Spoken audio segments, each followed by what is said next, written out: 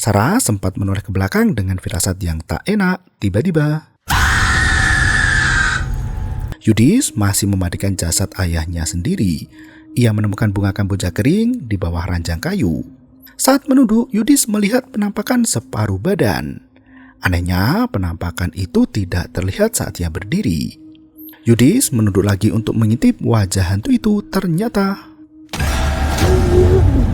kepala Yudis ditenggelamkan ke ember berisi air kembang yang digunakan untuk memandikan jenazah. Ia lari ketakutan, masuk ke dalam rumah dan memeluk kakaknya Saras yang juga merasakan ketakutan. Lek Setio akhirnya menceritakan apa yang sebenarnya dihadapi keluarga kakaknya itu. Hadiwarsito diwarisi ilmu keturunan keluarga yang membuatnya sulit dimakamkan. Jika ilmu itu belum dilepas, maka seluruh keluarga akan menghadapi teror mengerikan seperti apa yang dirasakan Saras dan Yudi saat ini. Sebelum dimakamkan secara Islami, ada beberapa hal yang harus dilakukan untuk memutus ilmu keturunan itu. Salah satu cara adalah melakukan pemakaman di hari Jumat Kliwon. Saras tak kuat jika harus menunda pemakaman sang ayah. Ia sudah diteror dengan berbagai macam kejadian mistis yang hampir membuat Yudis mati. Apalagi Jumat Kliwon itu masih 2 hari lagi. Lek Setio menegaskan bahwa kejadian yang menimpa Hadi juga terjadi pada leluhur mereka sendiri. Jika ilmu turunan itu tidak diputus, maka sudah pasti akan diwariskan kepada Yudis ataupun Saras. Banyaknya bisnis Hadi yang bangkrut menjadi tanda bahwa iblis peliharaan mereka itu butuh pewaris baru. Wasiat yang diminta Hadi tak lain adalah untuk memutus ilmu itu. Saras masih tetap bersikeras untuk segera memakamkan ayahnya apapun yang terjadi. Lek Setio mengungkap rahasia besar terkait risiko pemilik ilmu gaib. Orang yang diwarisi ilmu harus membayar berkatnya dengan 1 nyawa dari keluarga terdekat. Itulah yang dimaksudkan 1 hidup 1 mati. Demi menyelamatkan Yudis, Hadi terpaksa menumbalkan istrinya sendiri. Saras tak terima dan berkata jika ibunya meninggal karena sakit. Ia mengajak Yudis untuk tidur di kamar sambil menunggu pagi menjelang. Yudis memutar video rekaman lama saat berkunjung ke makam ibu bersama Saras dan juga sang ayah. Yudis mulai berpikir jika kematian ibu disebabkan oleh kelahirannya. Ucapan Lek Setio menjelaskan semua kejadian aneh pasca ayah mereka meninggal dunia. Saras memberi dukungan pada Yudis agar tetap kuat dan tabah. Ia bersikeras untuk memakamkan jasad sang ayah secara Islam tanpa perlu memutus ilmu. Saras ingin membuktikan bahwa semua perkataan Lek Setio tidak ada benarnya. Ia yakin sang ayah bukan orang musyrik karena mereka semua masih taat menjalankan sholat. Yudis justru berkata jika omongan Lek Setio benar, maka salah satu di antara mereka harus ada yang jadi pewaris. Saras melenggang pergi sambil berkata jika ia hendak menemani jasad sang ayah karena saat ayah meninggal, Saras tidak ada di sampingnya. Sambil menangis, gadis itu membaca Yasin untuk mendoakan mendiang ayah. Samar-samar terdengar suara bule ambar yang sedang menenangkan dia. Tampaknya penyakit dia kambuh lagi karena kelelahan membantu ibunya. Lek Setio ikut menemani putrinya yang terbaring lemah dengan tubuh demam tinggi. Saras sempat mengintip ke kamar dia. Adik sepupunya itu justru merasa kasihan pada Yudis dan Sarah yang ditinggal pergi kedua orang tuanya. Saras tak tega melihat dia kesakitan dan memilih untuk masuk ke dalam kamar. Yudis sudah bersiap untuk tidur disusul Saras yang langsung pakai selimut. Baru sebentar memejamkan mata, Saras mendengar suara langkah kaki gemeretak dari langit-langit kamar. Suara itu merambat ke arah lemari pakaian hingga pintu lemari terbuka dengan sendirinya. Sosok arwah Pak Hadi keluar dari lemari dengan merangkak perlahan-lahan. Saras semakin ketakutan dan beranjak dari tempat tidur untuk membangunkan Yudis. Anehnya, mata Yudis terbelah lebar dengan bola mata yang memutih. Saras berlari ke kamar bule ambar, namun saat ia memasuki kamar itu, ia justru kembali masuk ke kamarnya sendiri. Saras membangunkan Yudis sambil memohon agar adiknya itu tidak meninggalkan dirinya. Yudis mengeluh masih mengantuk dan meminta Saras untuk kembali tidur. Saras merebahkan diri di atas ranjang sambil memejamkan mata. Kali ini terdengar suara sang ayah yang meminta Yudis untuk ikut pulang bersamanya. Saras membuka mata lebar dan melihat jasad sang ayah berdiri di atas tubuh Yudis. Saras yang ketakutan berlari ke kamar bule ambar, namun setiap kali ia melewati pintu, Saras kembali masuk ke kamarnya sendiri. Mendengar suara kakaknya yang ngos-ngosan, Yudis sampai terbangun dari tidurnya. Yudis heran mengapa kakaknya teriak-teriak sendiri padahal tak ada apapun yang terjadi. Saras merabat tubuh adiknya sambil memikirkan apa yang sebenarnya terjadi. Dengan tatapan kosong, Saras kembali ke ranjang sampai pagi tiba. Bapak ikut wasiat Bapak. Setelah melewati satu malam yang sangat panjang, pagi itu juga Saras memaksa warga untuk menguburkan jasad sang ayah. Ia tak mau kejadian semalam terulang kembali dan Yudis ikut mati bersama ayahnya. Ia mendesak Ustadz Zuhri untuk memimpin jalannya proses pemakaman pagi itu. Meski cuaca sedang hujan, Saras tetap kekeh untuk melaksanakan pemakaman pagi itu juga. Ia sampai berdebat sengit dengan Lesetyo dan langsung membawa jasad ayah ke pusara bersama warga.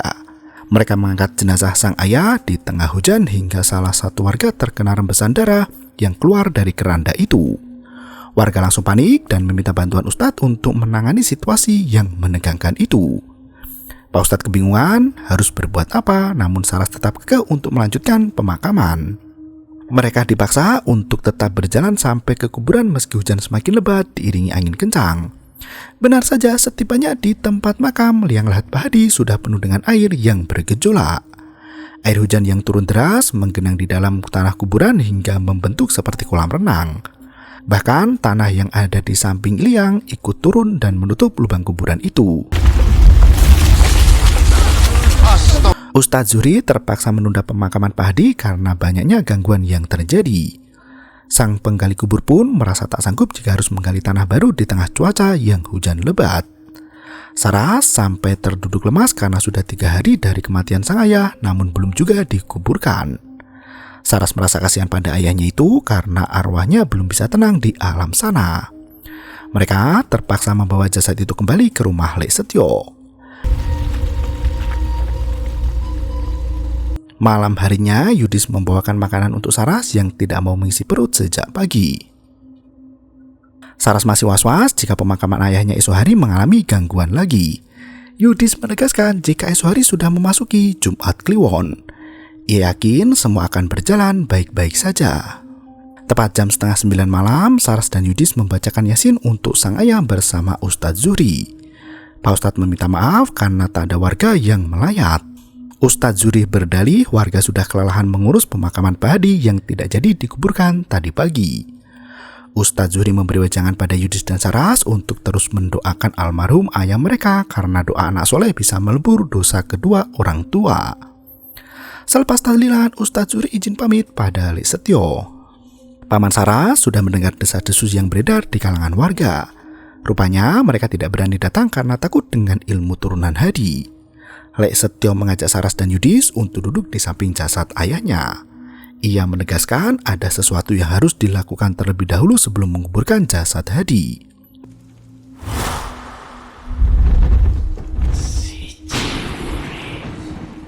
Belum sempat menjelaskan, tiba-tiba listrik rumah itu padam dan terdengar suara bisikan setan. Sosok misterius itu berkata bahwa darah keluarga mereka sudah mengikat janji dan kemauan Hadi sudah dipenuhi. Iblis itu menagih janji agar segera ditepati. Salah satu dari mereka harus ikut mati dan dibakar api neraka bersama Hadi. Lesetyo mempercepat ritual pembersihan jiwa agar tidak ada korban lagi yang harus ditumbalkan. Malam itu juga, Lesetyo dan Saras dimandikan air kembang. Saras diminta meminum racikan air panas yang membuat gadis itu tak sadarkan diri. Di waktu yang sama, 3 pemuda desa pergi ke masjid untuk sholat berjamaah. Mereka mendengar suara pergerakan di kebun bambu. Tak disangka, mereka semua lari ketakutan sambil berteriak histeris. Sementara itu, Lesetyo, Buli Ambar, dan Saras membagikan berkat ke tetangga sekitar untuk mengurangi rasa curiga.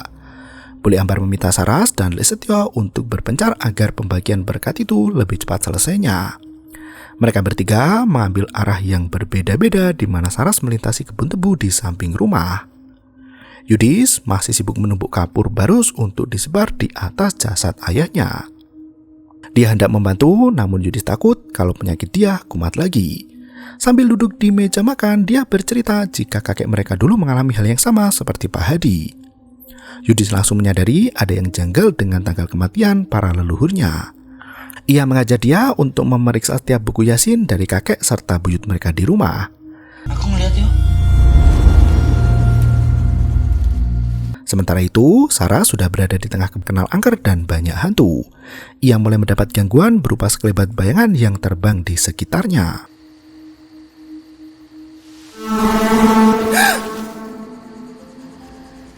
Di tempat lain, Yudis sudah menemukan buku Yasin dari kematian para leluhur yang semua meninggal di tanggal 14 Suro. Yudis yang berada di gudang mendengar suara aneh dari lantai atas. Tak disangka loteng itu menyimpan keranjang bayi yang sudah ada sejak lama di sana. Saras mulai ketakutan dengan penampakan gaib yang sedari tadi menerornya.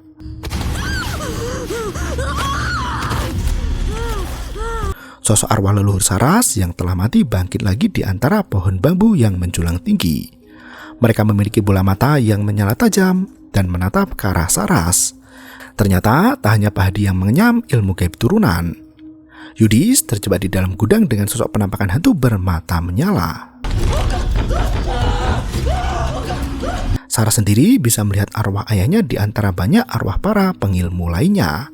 Saking takutnya Saras terjatuh dengan posisi kepala menengadah. Aku lahir. Iblis yang menguasai arwah Hadi menegaskan bahwa nenek moyang Saras dulu bersedia menjadi budaknya dan kini giliran Saras untuk meneruskannya. Di tempat lain, Yudis masih berteriak histeris memanggil dia agar bisa keluar dari gudang itu. Saat menoleh ke belakang, penampakan mengerikan itu telah hilang dan... Untungnya, dia membukakan pintu gudang dengan penuh tanya. Di waktu yang sama, Saras terbangun dari kondisi pingsan dan langsung mengucek mata. Gadis itu berlari ketakutan pulang ke rumah hingga bertemu Lestio dan Bule Ambar di perjalanan.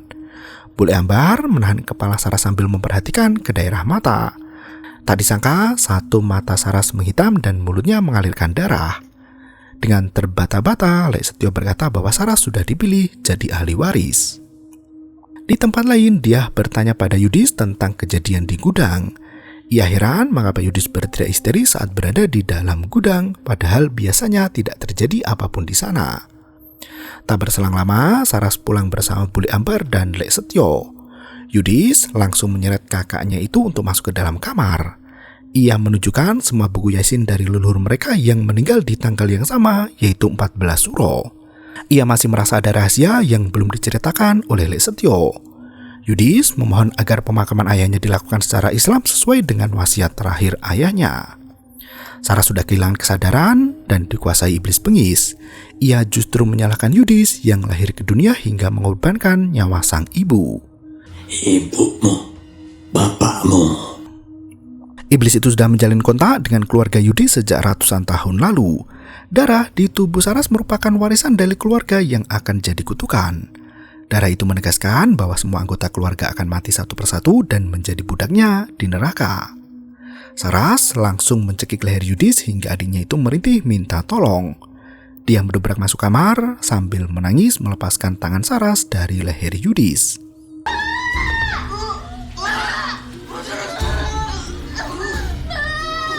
Tak berselang lama, Saras jatuh pingsan, begitu juga Yudis yang jatuh lemas dan dia berteriak memanggil ayahnya. Melihat kondisi dia yang semakin lemah, Lestio membawa putrinya kembali ke kamar untuk minum obat. Sementara itu, Yudis berlari keluar kamar untuk meminta bantuan warga.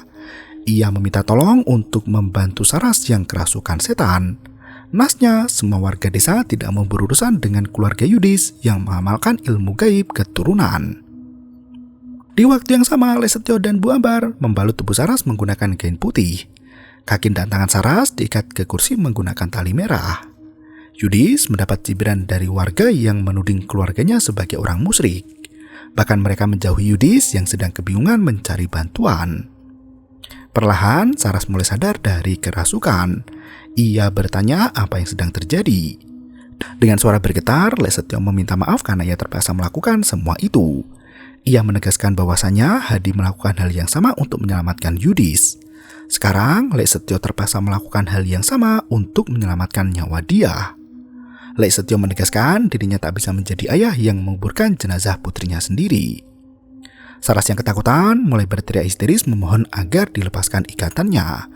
Ia berteriak memanggil dia hingga gadis itu terbangun dari tidurnya. Bule Ambar langsung mengunci pintu kamar dia dari luar agar tidak mengganggu proses ritual. Malang Vini. Di tempat lain, Yudis bertemu dengan Ustadz Zuhri dan langsung meminta tolong untuk mengatasi Saras yang sedang kerasukan setan. Sementara itu, dia melarikan diri melewati jendela dan berlari meminta bantuan warga. Sambil berjalan pulang, Ustadz Zuhri menceritakan peristiwa kelam di masa lalu saat desa dilanda hasutan setan. Mereka berbondong-bondong melakukan perjanjian setan hingga Sunan datang untuk memberkati desa. Sejak saat itu, sudah tidak ada lagi orang yang terhasut oleh bujuk rayu setan lagi. Namun, masih ada beberapa keluarga yang mewariskan ilmunya pada anak cucu. Yudis menunjukkan bunga kering yang merupakan kantil merah. Ia berkata bunga itu selalu ditemukan di dekat jenazah sang ayah. Ustadz Zuhri berkata bunga itu biasanya digunakan untuk memanggil makhluk gaib. Ia yakin ada yang bermain-main dengan jasad Pak Hadi. Ustadz Zuhri mempercepat langkahnya untuk menuju ke rumah Lek Setio. Benar saja, ternyata selama ini Lek Setio yang meletakkan bunga kering itu di jasad Pak Hadi. Ia sengaja memanggil ilmu hitam di tubuh Pak Hadi agar tidak bisa langsung dikubur. Ia membutuhkan waktu untuk melakukan semua ritual itu dan memperpanjang nyawa dia. Lek Setio mengaku ritual yang hendak ia lakukan itu belum pernah dilakukan oleh keluarga mereka. Namun, ia harus mengotori jasad Hadi dengan darah agar pemakaman tertunda dan Saras menjadi pewaris ilmu hitam. Lek Setio mencium kening kakaknya dan menggores kulit di tangan pria itu untuk disatukan dengan darahnya sendiri. Sementara itu, dia menangis memanggil Yudis sambil berkata jika Saras disekap oleh ayahnya sendiri. Mereka bertiga semakin mempercepat langkah untuk pulang, namun warga desa menghalanginya. Mereka menuduh Yudis dan dia sebagai pelaku ilmu gaib yang membawa keresahan bagi warga. Mereka takut kedatangan Yudis dan Sarah bisa mendatangkan azab dari Allah. Saras memohon ampun pada Lek Setio. Ia merintih agar tidak dibunuh. Lek Setio menegaskan bahwa ia harus mengambil ilmu gaib dari tubuh Saras dengan cara menyatukan darah. Pria itu membisikkan mantra ke telinga Saras dengan menggunakan bahasa Jawa.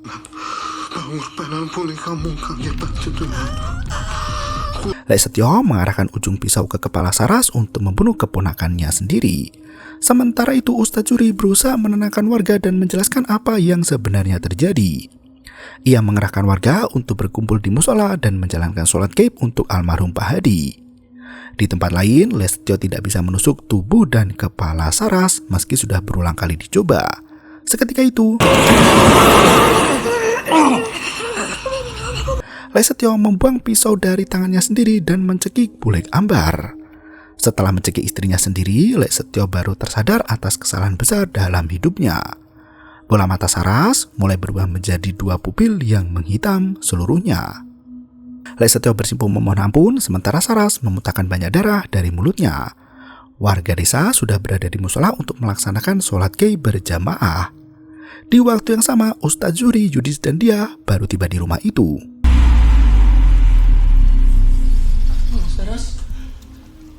Saras bangkit dengan ikatan yang terlepas, sementara Lek Setio terbakar sampai mati. Saras sudah dikuasai oleh iblis bengis dan berkata bahwa semua orang yang berkhianat sudah pasti akan mati. Bulek Ambar tak kuasa menolong Lek Setio yang hangus terbakar sampai mati. Bulek Ambar ikut dibanting hingga tubuhnya terhempas jauh. Ustadz Zuhri memimpin bacaan doa ruqyah untuk mengeluarkan iblis dari tubuh Saras.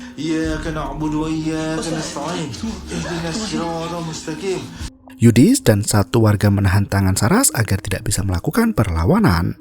Nasnya kekuatan Saras melebihi kekuatan manusia biasa dan mencakar lengan Ustadz Zuhri sampai berdarah.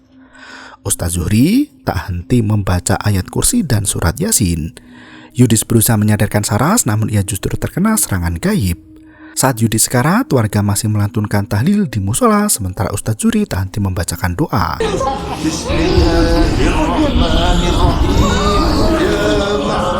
Selesai membaca 3 kul, tubuh Saras terjatuh lemas dan memuntahkan cairan hitam.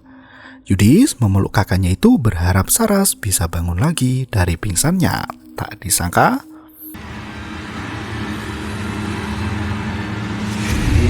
jasad Pak Hadi bangkit kembali dengan mata menyala ditemani oleh kawanan pocong di loteng atas. Iblis itu masih tak mau pergi dan menguasai jasad Hadi. Ia tak terima karena manusia gemar mengingkari janji. Iblis itu membaca surat Ibrahim ayat ke-22 yang merupakan ucapan iblis pada manusia di hari kiamat. Dalam ayat itu ditegaskan bahwa iblis tidak pernah memaksa manusia untuk mengikutinya. Mereka hanya mengajak manusia dan mereka sendiri yang memilih untuk menaati seruan setan. Saras memeluk jasad sang ayah agar tidak pergi lagi. Iblis itu masih melanjutkan bacaan surat Ibrahim di mana manusia tidak bisa menyalahkan iblis saat berada di akhirat nanti. Pilihan untuk mengikuti ajakan setan sepenuhnya berada di tangan manusia itu sendiri. Sesungguhnya orang-orang zalim akan mendapat siksaan yang sangat pedih. Ustaz Zuhri kembali membaca ayat ruqyah bersamaan dengan warga desa yang bertasbih pada Allah.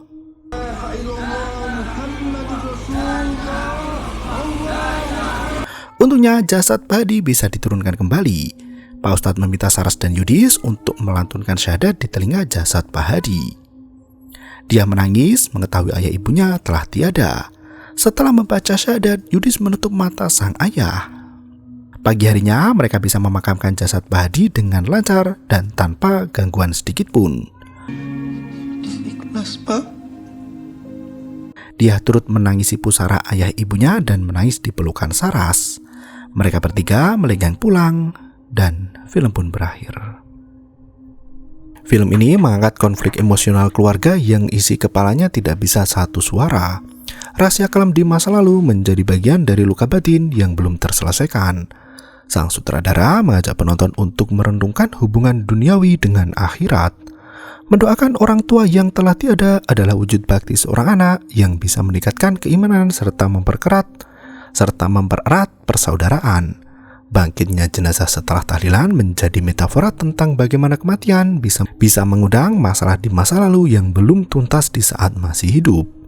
Hubungan keluarga bisa menjadi pusat masalah namun juga menjadi pusat penyembuhan. Oleh karena itu, keluarga harus menjadi tempat yang paling aman untuk bicara jujur, saling memahami, dan saling memaafkan agar luka batin tidak berubah menjadi masalah yang lebih besar. Terima kasih dan sampai jumpa. Yo, bermau itu ketarik.